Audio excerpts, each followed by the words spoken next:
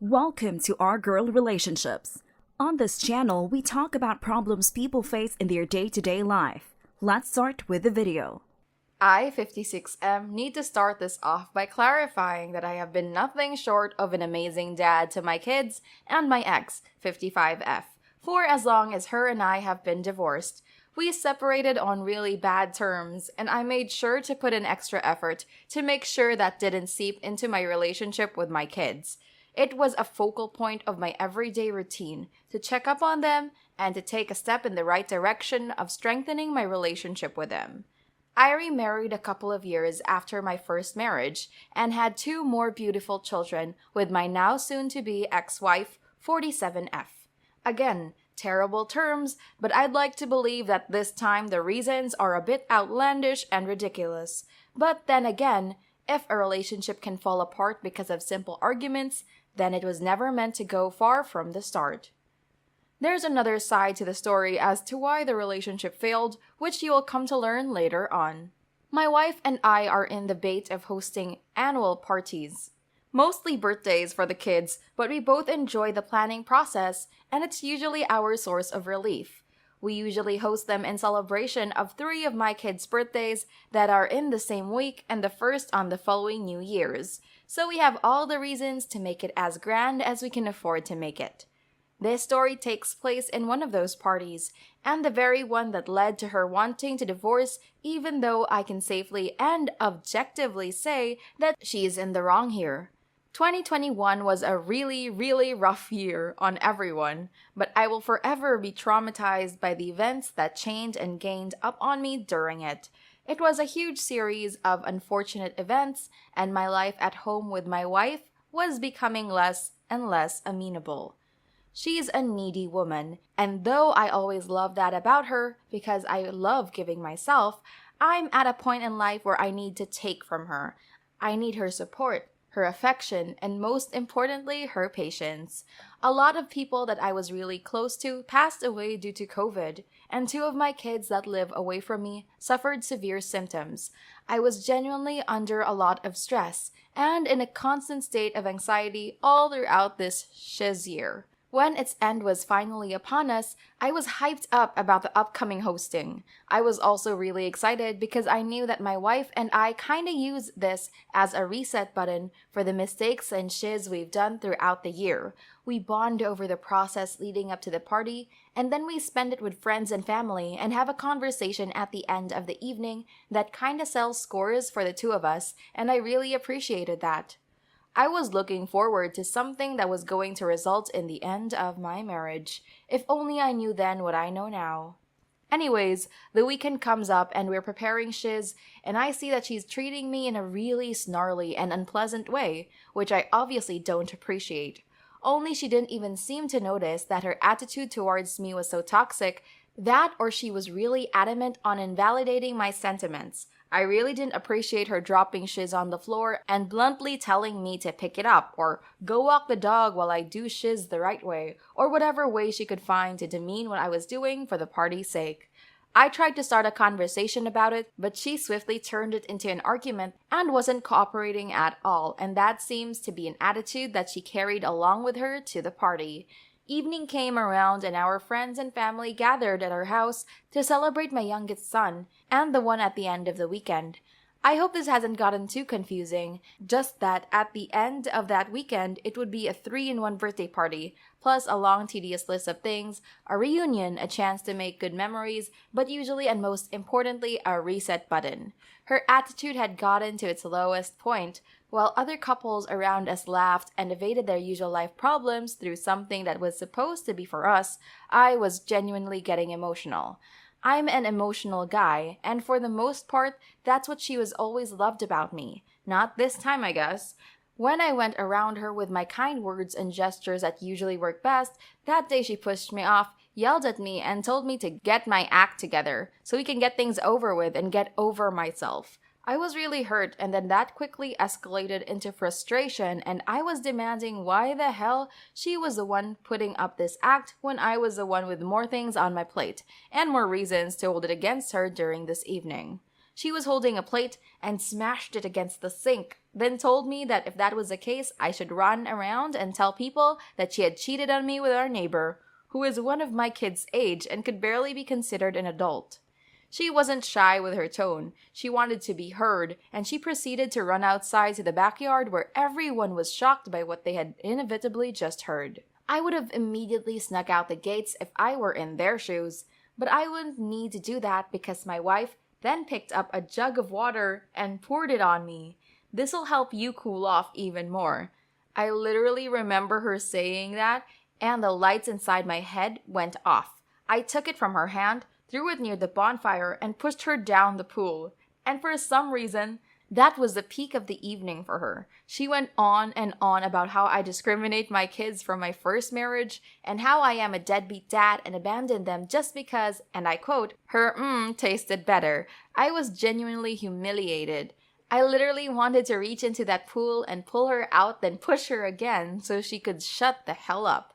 The reason she's now asking me for a divorce isn't because she realized she won't be able to deal with her guilt about cheating on me in the worst way possible, or that we had embarrassed and humiliated each other during one of the most important evenings of our marriage. Not that she had confessed to doing something horrific in front of everybody that was there, or that she called and insulted me things that the kids at the party are never going to forget. The tipping point for her was that I poured a glass of champagne on her and pushed her down the pool when she wouldn't shut the F up about it. There's a part of me that's really happy this marriage will come to an end, and I'll probably never have to meet or talk to her family members that were there that night. Honestly, the idea of having to explain how the hell things escalated from us being cool and chill around one another to us throwing shiz on one another and pushing each other around while tearing apart our family is a lot more terrifying to me than standing in front of a judge and explaining to him why this woman shouldn't be allowed custody of my kids. Yes, I am planning on going for full custody because I honestly don't think she would be able to manage. She might have called me a deadbeat dad because she thinks I'm abandoning my kids for her, but God knows that I've not changed towards them, nor will I ever do that for anyone. To me, everybody comes and goes except for my children, and this very marriage proves exactly just that. So like last marriage didn't end as poorly as this one, which meant that my first wife and I split custody. That's obviously not gonna happen again because she's not going into this with a friendly tone, and I have no plans of nothing but reciprocating that.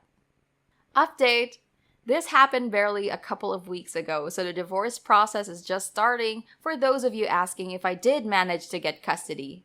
My lawyer says that my finances and history with my ex-wife is promising, and it should grant me a good chance at having my request. I've also seen many people saying that this is just from my side and that I'm exaggerating. This is somebody's life, and I wish it was an exaggeration of something simple. I'd rather suck up the guilt any day over having to watch 2 more of my beautiful kids suffer the fallout of my marriage.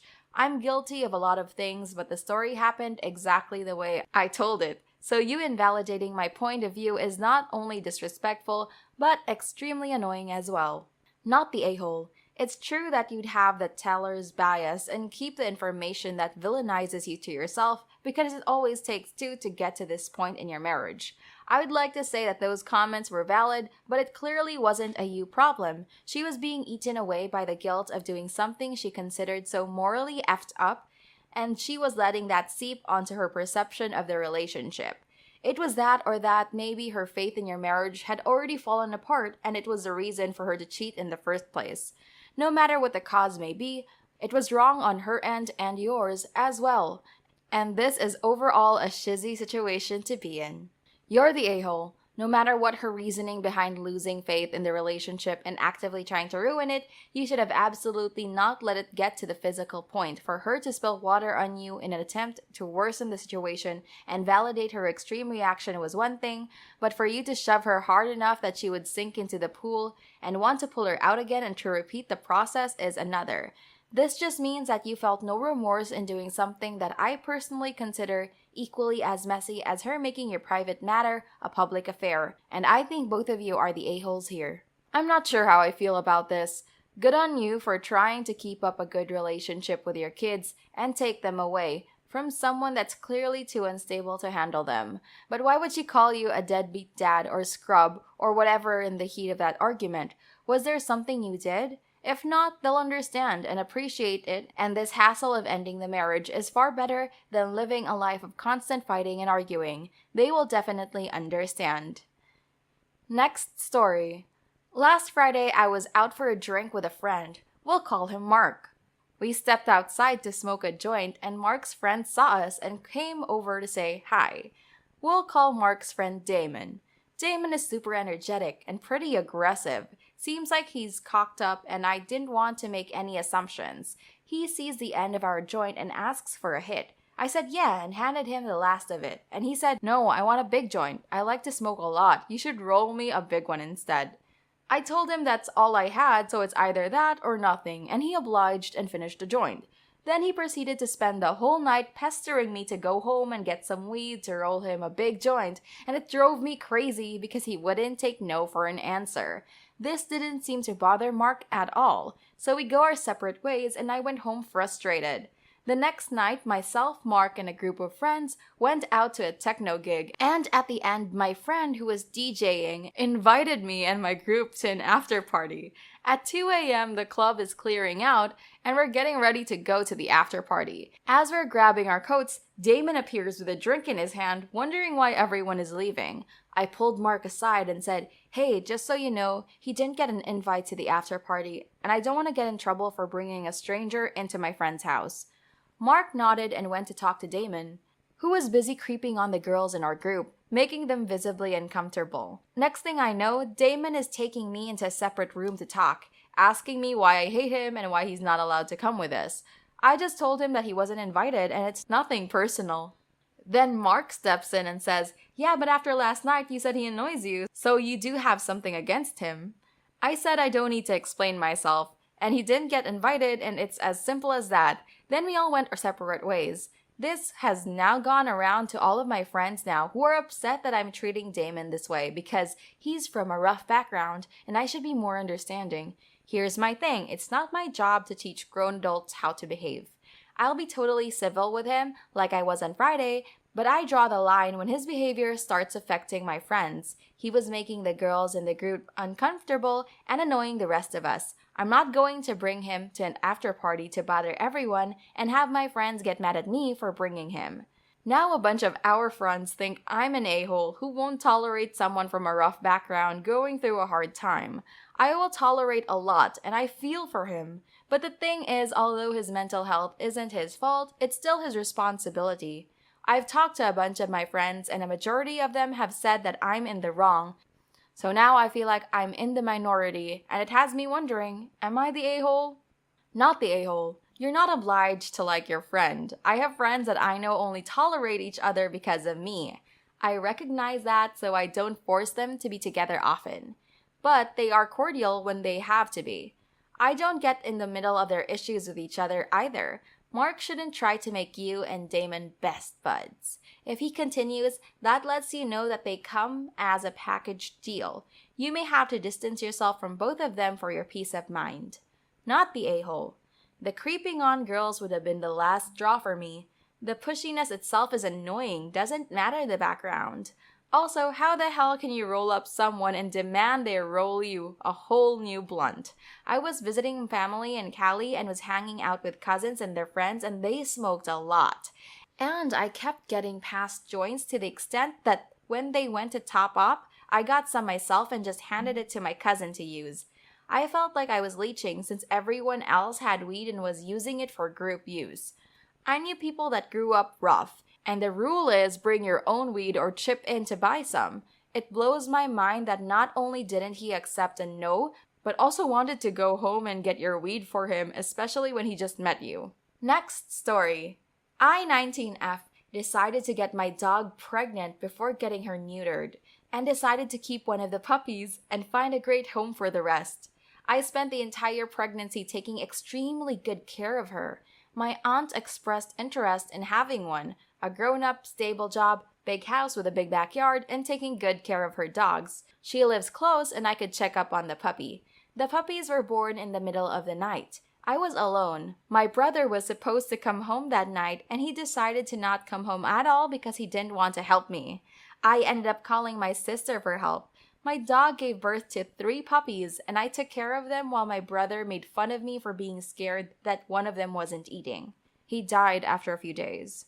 A few weeks go by and the 2 puppies are growing up, and I call my aunt to set a date for me to bring the dog by. She said she was out of town for work, so she suggested I wait a few weeks. In the meantime, my brother's girlfriend texts me and asks me if I could give her one of the puppies. She also said it was for her 5-year-old sister. I told her no, they all have homes because I had already told my aunt that I was giving her one, and I intended on keeping one. She didn't respond. I immediately got a text from my brother asking me about the puppies, which sounded like they were together. I said, I already told sister-in-law that they all have a home, and he got mad. He insisted that I give her the dog. To be honest, even if I hadn't agreed with my aunt, I would have said no anyways. I have been to her house. They have a dog that is aggressive to other dogs. On top of that, they constantly have the gate wide open, which would lead to the puppy running away. And no matter how mature the kid is, she is a kid and she would treat the dog like a toy and probably lose interest in it in a week. I said to my brother I already said no, they all have a home. And he kept insisting until he got even madder. He started saying that it cost me nothing to give her a puppy and that I was being selfish. And that even if I was going to give one to her aunt, I still had one to spare. I told him no and stopped responding. I started to tell him how unfair it was that he wanted a puppy for his girlfriend, and he was in the wrong for putting her feelings first, since he was saying that my actions were hurting sister-in-law. He said if I didn't do it, it meant I didn't like her and her family since I was denying the 5-year-old a puppy. I then said he had no right to say that because he ditched me when they were born and he never showed interest in helping me care for my dog when she was pregnant. He then demanded I apologize to sister-in-law for my behavior before he could apologize to me. I told him I wasn't going to apologize to sister-in-law even if he did apologize to me first, since I wasn't in the wrong. He threw in a fake apology and kept demanding I apologize to sister-in-law. So, am I the a-hole? Everyone sucks here. Not an a-hole for the main issue, but because you partook in a backyard breeding in a world where millions of dogs need homes. If you want puppies that bad, adopt some or even get some from a responsible breeder. There isn't any reason to breed your own dog other than just wanting to. No dog should be bred just for funsies, especially if they're going to be spayed after anyways.